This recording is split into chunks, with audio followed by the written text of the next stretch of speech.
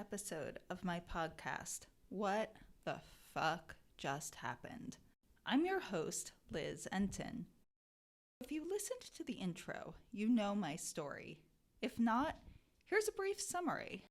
I'm a sciencey skeptic, and when my dad passed, I took a shot in the dark and decided to investigate if there was any evidence of an afterlife. I assumed this was about as realistic as Santa Claus, but I was desperate. However, I was so blown away by what I discovered that I wrote a book and launched this podcast. In this podcast, I will be talking to some fairly normal people about some really weird shit. I speak with everyone from psychic mediums and afterlife researchers to ordinary people who've had some inexplicable experiences. In today's episode, I will be speaking with Joe Perreta. Joe is a psychic medium, which means he talks to dead people. Yeah, I know how weird that sounds. And trust me, I thought that was a bunch of bullshit too, until I started exploring myself. He's certified by the Forever Family Foundation. They're an organization I love. They, among many other things, test and certify mediums using science-based protocols where mediums can't cheat, such as Googling someone or looking them up on social media. They also can't use any cold reading tactics. That's where the medium gives logical information based on how someone looks or general information that applies to everyone. An example would be telling a middle-aged woman that they've lost a grandmother. Only something like 5% of the people who take the test pass, and Joe's one of them. He also participates in some amazing scientific research that's being conducted by major universities. Unfortunately, we aren't allowed to talk about that yet until the data of the most recent study is released. But once it is, I will definitely have him back here to tell you guys about it. But today, we talk about how Joe predicted 9/11 and always questions his own abilities. We also talk about how he became a psychic medium in the first place, and much more. Overall, Joe is not only a friend, he's a shockingly normal guy, considering he defies the laws of the universe daily. So come, listen, keep an open mind, and wonder what the fuck just happened.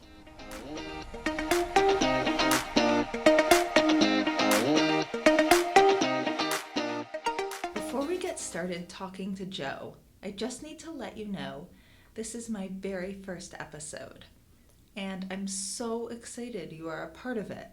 But heads up, the sound is a little glitchy at certain parts. Don't worry, you will still be able to hear everything clearly. I just want you to be aware and know that it gets much better in later episodes. Thank you so much for being a part of my learning process. Also, we recorded this during June 2020, so for context, there are some quarantine and COVID references. And with that, here we go. Hi everyone, I'm Joe Perreta. I'm a psychic medium based in New York City. It's a little crazy here right now, as you could all imagine. My whole thing is that I talk to dead people. I know that might sound a little crazy for some of you listening, or maybe not. Maybe some of you are on the same journey Liz is on or has been on for a long time and is more open to it, or seeing that there is more to this life than just, the physical and material world. So that's what we do as mediums. What I do as a medium, I connect you with that other part of reality that isn't as easily accessed or seen, or basically consciousness. So when I first met Joe, he was one of the first people I met. This was about, 4.5 years ago now. Yeah, maybe even 3.5 years ago. It feels so long. I could not believe any of this was real, except I kept seeing these weird things that happened. So I just bombarded Joe with questions. One of the things I remember asking Joe early on is, okay, so you say you talk to dead people. One thing I cannot understand, where is that consciousness? I know I feel myself physically right here, and I know I'm here. I think part of the reason why that question is hard to answer is because it's not exactly I don't want to say not an accurate question, but it's not the right question almost. I understand where you go with it, because we live in a physical world and we're always thinking in terms of I'm over here, I'm over there, left, right, close, far. I can see you, I can't, that kind of thing. Whereas I think once you leave the physical world or don't have a physical body as an anchor into the physical world, it's hard for us to imagine an existence that isn't rooted in concrete. I can touch this, this is here, this is there. In short, I kind of think consciousness is everywhere at the same time. Like, I know that kind of sounds sort of, it's the word I'm looking for, like this whole like omnipresent God thing, and that's not really what I mean. But I don't think consciousness really has so much of a physical place. Like my consciousness, when it leaves my body is going to be over there and then yours will be over here. I don't even know how really to explain it because I can't fully wrap my mind around it. But from what I know from all the scientific studies that I've read and all the philosophy books and what Spirit has taught me from doing readings and just my own meditations and experiences myself with the paranormal, because I've had, or the spiritual realm, whatever you want to call it, consciousness, it's very hard to really give it like a physical place. Even though when people have experiences, if they see someone who's passed or they see something that they can't explain, they will see it over there. Or, I saw a lady walking down the hall in a white dress. And, whatever, you hear that a lot from people who've had experiences. I saw my grandmother standing in the kitchen. That's always where she was standing. I think that's to interact with us here in the physical part of existence. But as far as like where that consciousness is, I sort of think it's all around us, or not to get too philosophical and lose everybody, but there is this school of philosophy and thinking, idealism, where instead of everything being material, it's the complete opposite and everything is mind. So even though like we have a physical world, idealists will say, and idealism says that all of that actually is mind and not actually matter, and matter stems from mind and not mind stemming from matter, like how our current society and science and medicine is set up. So I don't know if I 100% believe that. I'm not saying it makes a lot of sense to me, but there's still a lot of mysteries and things that kind of questions that it leads, And long story short, I don't know if that question is even answerable or maybe even the right questions. It's really hard, Liz, I'm sure you've seen this. It's hard to ask the right questions about something you don't even really know about. I don't even know if we have the mental capacity to understand completely the questions to ask. In one sense, I sort of equate that to trying to understand infinity. It has to exist as a concept. We can understand the concept, we can study the Big Bang, but what about trillions and trillions of years before the Big Bang? We don't have the capacity to hold infinity. I sometimes think what the substance of consciousness would be. It's just something we are not anywhere near capable of understanding if we ever fully can. I can factually say, though, that I think so interesting is I've seen you get actual information that you cannot know by normal means. I can say, with Joe, when I first met him, I wouldn't give him any of my information. Nothing. And none of the other mediums, when I'd sign up for readings, had any of my real information. Full disclosure, he did know it was me by the time we had our reading, but not in advance. When the reading started, he knew it was me. And he still got factual things that are not Googleable. How many of the people who go get readings with you go in under secret identities? Honestly, I think it's not a lot of people, but I probably wouldn't know. Yeah, I've never had anybody say like, oh, by the way, my name's not really Joe, it's Anthony. You could just use your first name and change the middle name or use a whole other name. Like, you just make anything up and just John Smith. Like, it doesn't matter. A medium doesn't need to have shouldn't have really any information about you. I mean, granted, when people contact me, like they do it through email, so I have their email. And if I were Googling people, I could do it that way. I'm not saying that I do, but if you're worried about that, just make a new email, get a VPN. I did that actually last year. I think I told you, Liz, remember? I got a reading with like a pretty famous medium actually, or I don't know if she's famous, but definitely like well regarded. And I didn't do it to test her. I did it for my own self, just because I know a lot of mediums anyway. The best mediums in the world a lot of them are my friends, so they know things about me. So it's it's hard to get like a comprehensive sort of reading rather than just like is this or that going to happen. So I did it myself. I downloaded VPN, protected my identity. I made a fake email. I used a fake name, and the reading was awesome. She told me stuff that happened like 6 months later that no one could have even known about. She brought up stories that no one knew about in my family, and it was a great experience, and it really helped me at the time. So it is a good thing that you did that, Liz. It's not a bad thing at all. I know some people kind of feel bad about it. And like, oh my God, I'm lying. Listen, this is about you getting your validation. The fake name thing, I'm kind of all for it. But I've never had any. But I don't think some people do it to me, to be honest. I don't. I mean, I don't feel bad about doing it. I think it's do sort of what you need to do. I guess there were a few that I got to be good friends with, and then I ended up having a reading and I felt a little awkward. I was like, oh, by the way, it's me. And they were like, Liz, okay. Like, I mean, people kind of expect it. I know Joe mentioned Forever Family Foundation. If you haven't heard who they are, that's one of the places I started volunteering with early on to study, survival of consciousness, and if there's any way we could survive bodily death. And they're a foundation that tests mediums using all this science-based testing, and they have a bunch of scientists that research mediums and researchers, professors on their board. So if you're skeptical the way I am and the way the founders originally were, they're a great place to check out. Yeah, it's definitely a good place to start for sure. I think one of the reasons Joe and I have become good friends, aside from the fact we're the same age, most people tend to be older in this world, and we met through Forever Family, and being among the younger ones, we're always the ones that don't want to go to bed at all the events and are the ones up still drunk at 2 a.m. That being said, also I think another reason is we're both really skeptical, logical people. And I know, Joe, from our talking, you have questioned your abilities. I mean, this doesn't make sense, really. It's kind of weird.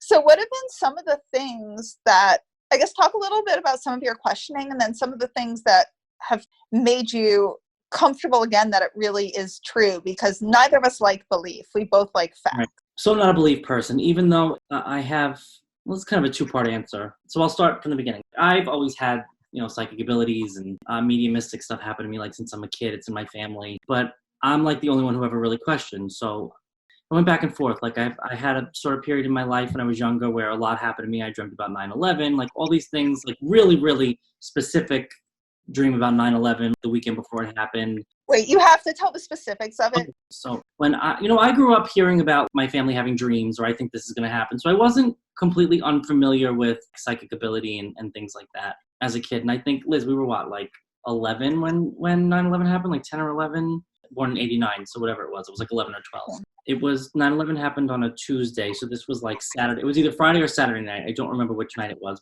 I was out with my friends, doing whatever 11-year-olds do.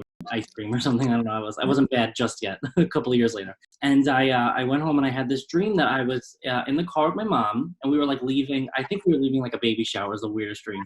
It started out meaningless. I was in the passenger seat, obviously, because I was 11 or 12 and I didn't drive yet. And my mom was driving on this bridge in the car, and I was looking out the window. And as I'm looking out the window, there was a low-flying plane flying perpendicular to the car at the same altitude as the bridge. And it was a shadow. I didn't really see the plane. I just saw a shadow outline of it.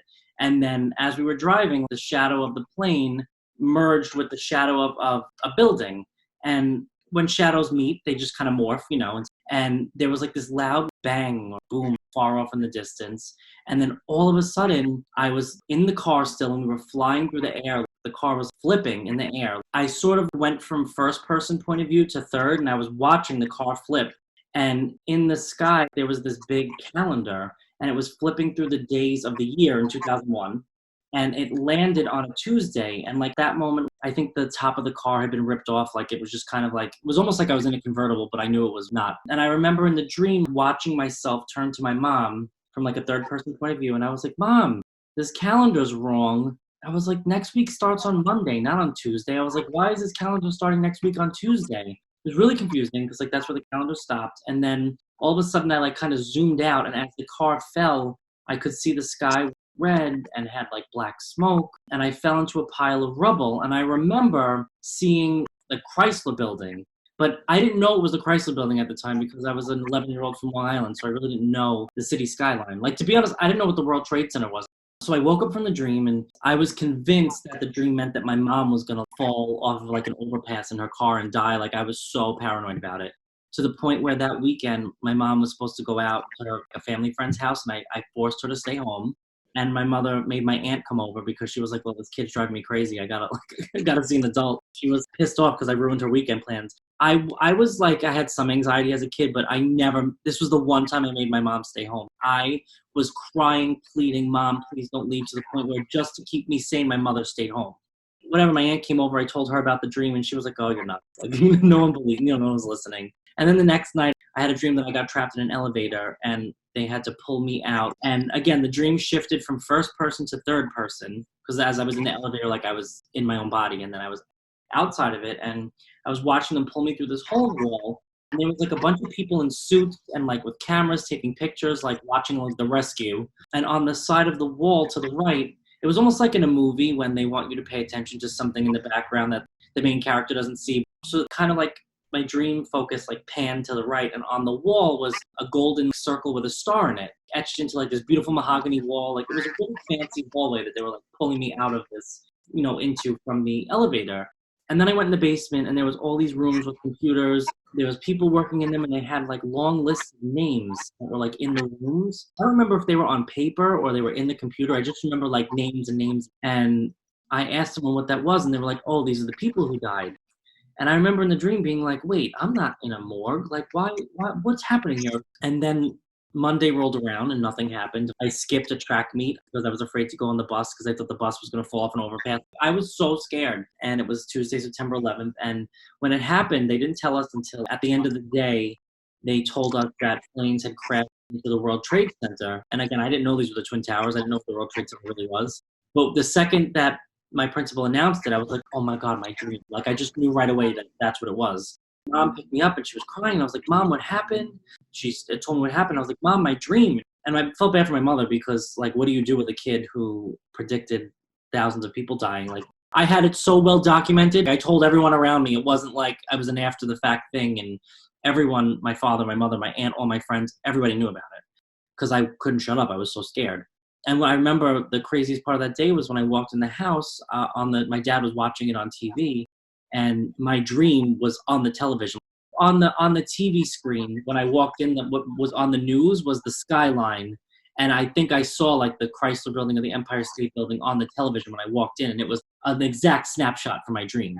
And when I came around the door, the TV was right there, and I like looked, and I was like, Mom, that's my dream. And my poor mother was just like, she didn't know what to say, because what do you say to like an 11-year-old who has that experience? I mean, it wasn't, thankfully, no one told me I was crazy. That is so batshit. And I have to bring up one thing here too. Not only is it crazy that you knew it, but that you knew it in advance, which just, I know we talk a lot about time, and this just makes you really question the nature of time. And one of my favorite things, and I know, Joe, we've talked about it quite a bit, is the Global Consciousness Project. So cool. So cool. And it ties into 9/11. So the Global Consciousness Project, this project started through Princeton University originally by someone called Dr. Roger Nelson. I'll put a link to it in the show notes. To summarize, there are these things called random number generators, and they're essentially a digital version of a coin flip. And the theory is you're going to get heads 50% of times and tails 50% of the time. So there are some that aren't fully random. They run on like a random program or something. Did you ever read about this? And then the ones that they use are like actually random. I think they use they're done programmed these machines to be completely random. They use zeros and ones, and it's the theory is it works the way heads or tails, where you're going to get ones 50% of the time and zeros 50% of the time, letting the machine run. But then they did experiments with people's thoughts, and they tried to have them focus on the machine and see if they could have it get, say not ones a significant amount of time. And what they noticed was, not drastically, but it started to show ones a significant amount of time over zeros, no longer 50-50 random. Then they started placing these around the world, and they noticed just having them around that without focus on them, the 0, 1's random pattern. However, on huge world events such as 9/11, the data stopped coming in randomly, and it started to behave non-randomly, showing a significant amounts of, I don't know if one number over the other, but just the data pattern on what these random number generators were getting changed. One of those was 9/11. This has been a while that they've done these. So another was like when Princess Diana passed away. And what's absolutely crazy is in both those events, and the data started to change up to a few hours before the events happened. I wish I could explain why, and something I hope to examine further. And Joe, the fact that you had those dreams. I mean, that's just crazy. I have to ask, what did your friends say?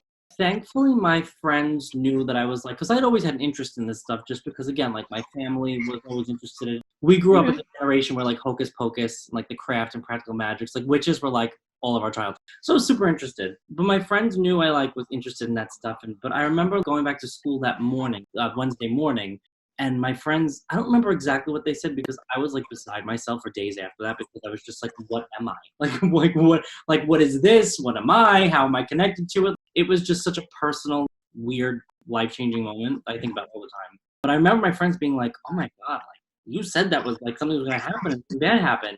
And I was like, I know. I don't know what to say. But honestly, like, I don't think my friends really, we were young enough to still like kind of like believe in magic. It didn't register as like surreal or amazing, like how it would if it happened now at our age. I remember one of them being like, oh my God, this is, you dreamt this. And I was like, I know, shut up. Like, don't, like, just like, don't tell anybody. It's like, I didn't know what to do with it. And like, that's not the only time that's happened. I've had that happen so many more times. But going back to, my whole journey with like being skeptical and then not and then skeptical again, that solidified it for me that there was, I had some connection to something greater. Because even when that happened, there was this feeling of, well, they told me. Like that I plugged into like them or something bigger. And I what is them? I don't know.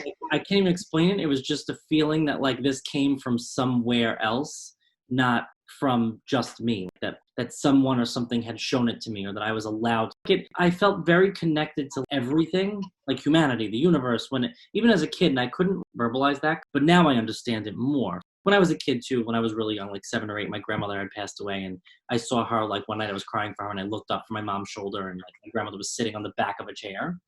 And she was like, it was like she was made of like this really soft light and it made me feel better and I never cried for her again. So anyway, so like that all happened and then I was a teenager and I was kind of scared of it because like every time I dreamt about something or something happened, it was like a tragic event. So I pushed it away. I wasn't big into like religion or anything, but I did pray and I was like, God, if you're really there, I was like, can you take this away? Like, I can't do this anymore. And then it went away for a while. I think I shut it off. And then it started to come differently. Instead of in dreams, it would happen like I would just know things. So I'd always had like the psychic part of it. And then when I graduated college, I moved home because I went to school for music. So I obviously didn't get a job right after college. So I moved back with my parents. I started meditating and stuff because I was just home all day, like doing nothing. So I was meditating, I was doing yoga, and I bought this ebook series. It's like a psychic development ebook series. And I bought it just to see how far I could take it because I always read tarot cards like for fun and stuff. I had this, I guess I should tell this part of the story too because this is another like super evidential piece of the puzzle. Right before I decided to do this, I bought this ebook series and I was like, all right, let me just like screw around, like see if I really have this ability or if it's just been me making it up this whole time.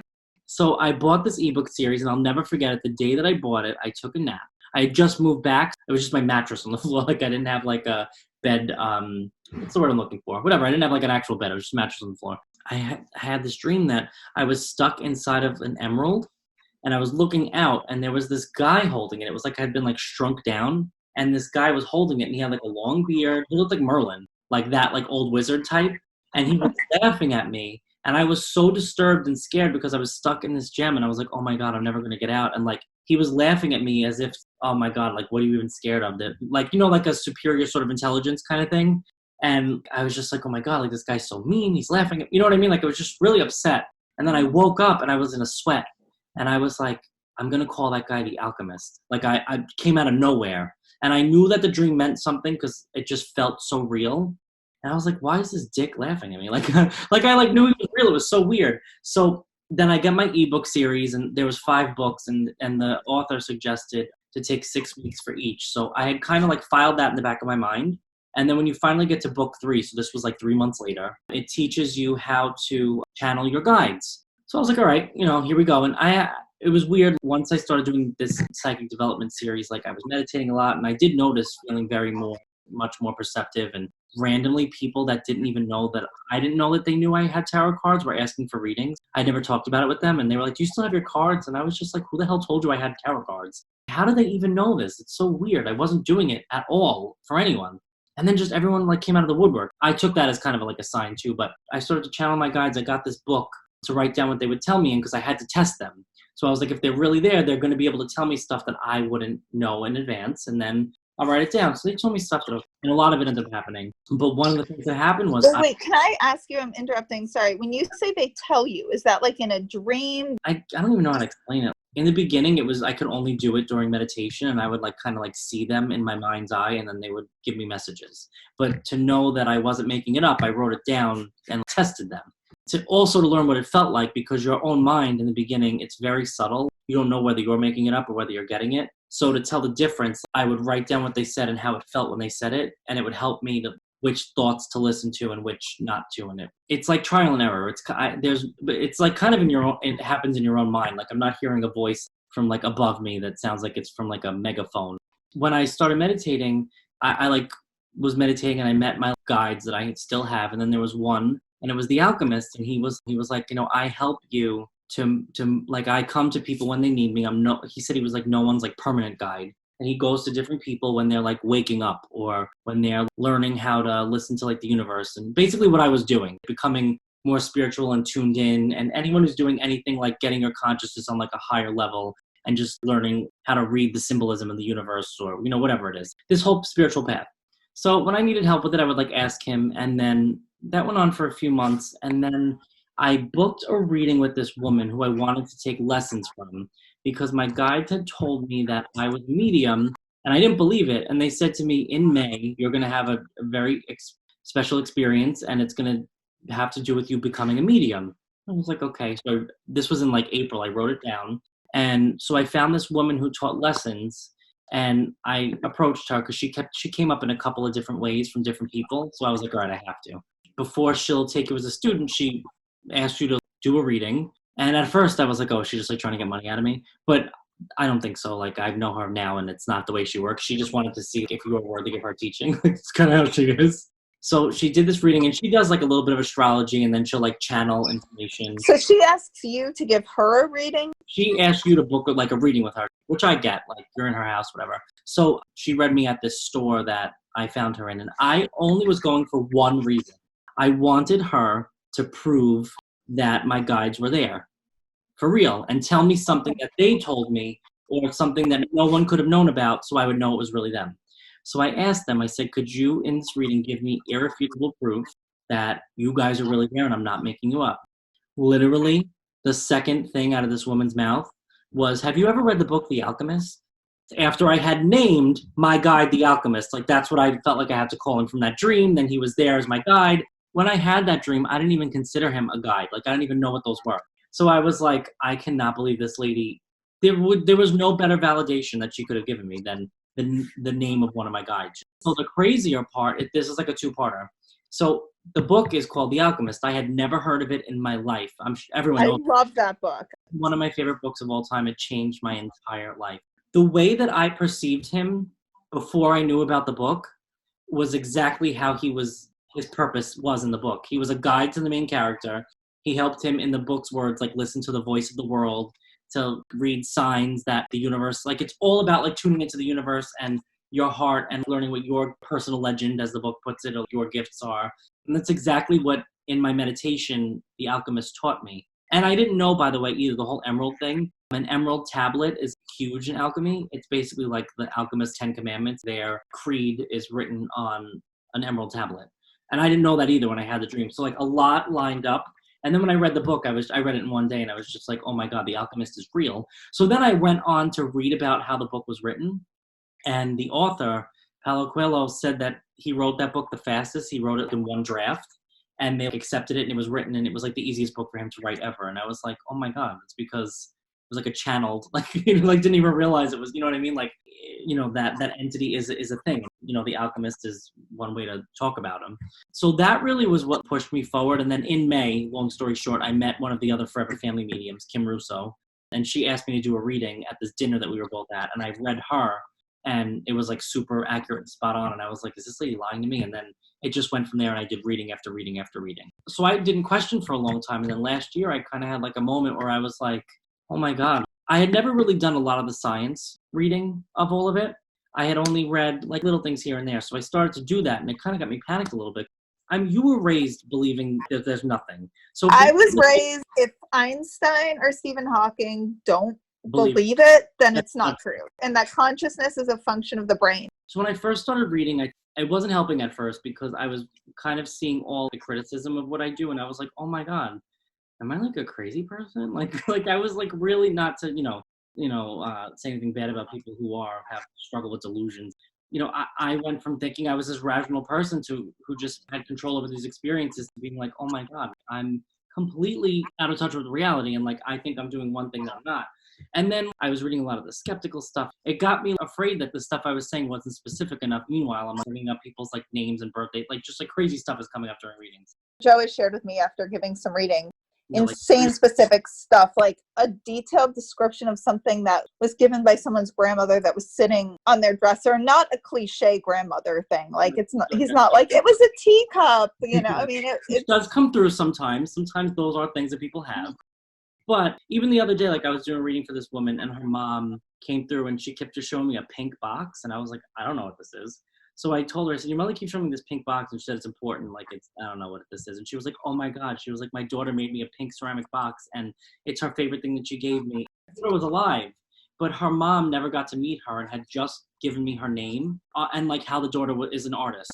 I was like, see, your mother knows your daughter. And I was like, and then she showed me a pink box. And it's just like an extra validation. We're talking about your daughter. Your mother said she knows her. She brought up the pink box. That daughter made up. There's just so many, that's just one example. But so I was like freaking out about that. And then I started to come around a little bit, feeling better about it because I was honestly, the whole time my guides kept telling me, think of your own experiences. So I was like, okay, like I had to sit for a second and like logically look at my psychic experiences. Because skeptics will just say, oh, well, it's coincidence. And I was like, I have had so many very accurate predictions happen, not even just doing readings, but when I was younger with the 9/11 thing with people who died. There have been so many. And I was like, if that's just chance, then I am the luckiest person on the planet because of how accurate I've been by it, like accidentally. So when I thought of it that way, I was like, it's illogical not to make some kind of connection with the word I'm looking for. Like, it's not an arbitrary thing. There's some kind of force or something, there's some kind of reason behind this. That kind of sort of helped me a little bit. But honestly, one of the books that I read that really, really helped, and Liz, I think I made you read it too, The Flip. Yes. I forget, is it Jeffrey Cripple or the other guy? I think it's Jeffrey Cripple. I will also put it in the show notes. He's like he's in academia, but he studies like religion, like a theosophy, or that's what his specialty is. But he basically compiled this book, and like the first half of it is all these really smart Nobel Prize winners and like all these really intelligent people that you never knew were super into the paranormal and had experiences and were believers in it, not just because of their own experiences, but because of the knowledge that they had of physics or of some other science, coupled with seeing it actually happening in front of them. I think he talked about how Marie Curie she was like going to seances and stuff. She was like really big into getting readings. It kind of takes the stigma out of it. Because I know, like, Liz, I feel like you've done this and I've done it too. We look at these people who are Stephen Hawking, Albert Einstein, or that book helped a lot actually because it made me feel better. I was like, you know what? These people are smarter than I am. I mean, I don't think I'm stupid. I think I'm actually pretty smart. But these people, like the woman discovered like radiation. Marie Curie, like, hello. Radioactive material, and here we are, she is at seances, and somebody like that. I mean, I'm not saying that just because you're book smart means that you're street smart and smart with people, but when you read even about Claude Swanson or other physicists who are like, nope, there's definitely more, you have to sort of take a step back and be like, that person can't be that dumb if this is what they do and they still see it. And then when you go to the other side of the physicists and the scientists who are so against it, if you read their reasons, a lot of the time, their reasoning, I'm not saying that they don't have a good reason for not believing, but most of the time it's very shallow, or it's very just like, oh, well, it can't be possible, so it's not. I remember sending you an article, Liz, last year. I don't know if you remember, it was like in the Skeptical Inquirer or something, and they were ripping apart a book or a study, and they were like, well, we actually didn't read it, but here's the reasons why it's not true.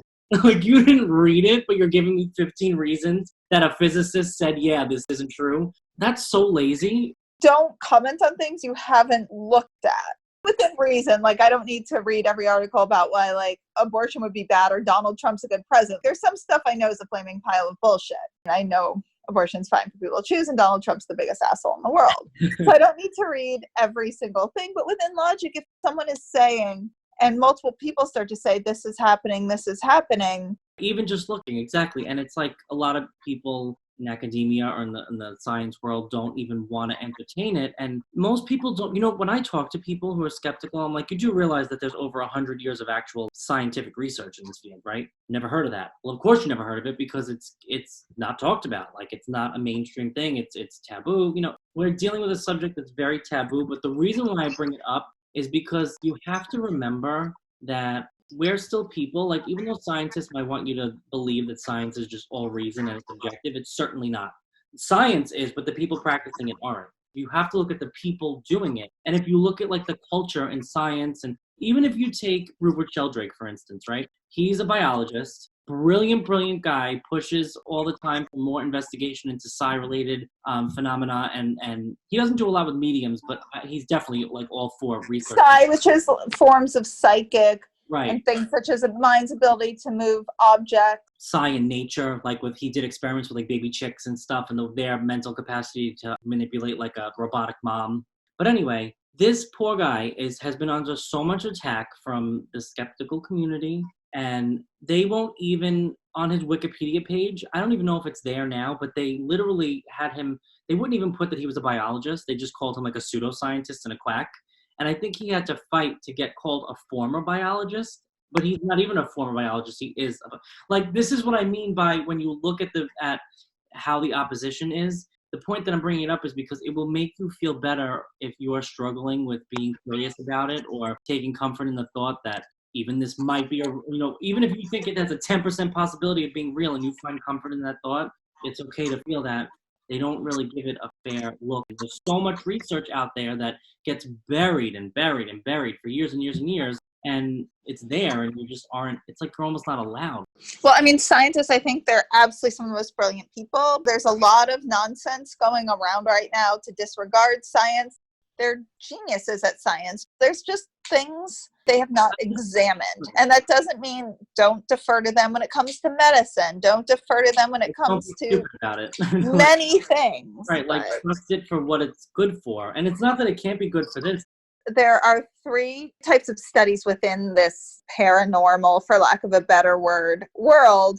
And one is a man called Dr. Ian Stevenson, who is a child psychiatrist. He has passed away, but he investigates kids with past life memories. Oh, it's so interesting. One of the other studies, I believe, involves the random number generators that I was talking about. I forget what all of them are, but there are 3 phenomena, including the work of Dr. Ian Stevenson, that Carl Sagan brought up. And he said, I forget the exact quote, but his general point was that all of these are worthy of further study. Right. Well, Carl Sagan understandably does not believe that it proves, and for example, he does not think Ian Stevenson's work proves that kids are truly having past life memories, which nor should you jump quickly to that conclusion. I'm still not positive what I think exactly, but he said that from everything he had read, he was pretty astounded and thought it was worthy of further investigation. And I think that's all we're saying that a lot of these scientists should say, just that some of this, there's plenty of nonsense out there, but there really is a subset that Joe has worked with, which we're going to get to in a little bit,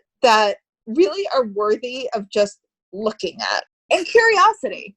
Right. And, I think that's really why this podcast is like so good, because I think if it's spreading awareness about the really good work that people have done, we'll call it that consciousness studies or studying consciousness, because I think mediumship, survival of consciousness, psi, it's all under that umbrella for now, as we can best understand it. And I think a lot of people need to know that there's like people who are really serious, who aren't woo-woo and telling you to like put this yoni egg in, like run around and it's going to like give you cancer. Like, there are some people who are kind of making a mockery of this very inexplicable stuff that keeps happening. And profound, what it should be.